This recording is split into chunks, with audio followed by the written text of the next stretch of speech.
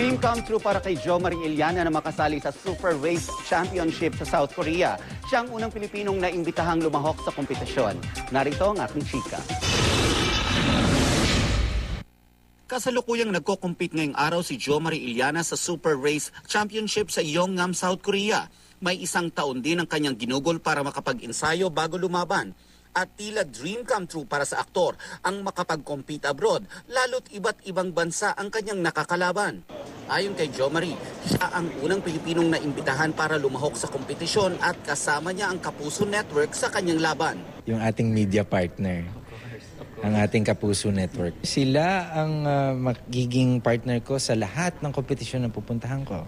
Kailangan namin yan para maipakita dun sa Pilipino, no, kahit saan man sa buong mundo, na meron tayong representante Pilipino, nagko-compete na naman sa ibang bansa. Kwento ni Jo Marie, tila sumusunod sa kanyang yapak ang kanyang anak na si Andre na may hilig din sa pag-aartista at sa car racing. Suportado naman niya ang anak pero may kasunduan sila. Yung pagkakadesign ng programa mo for racing pag tumakbo ka, kailangan professional.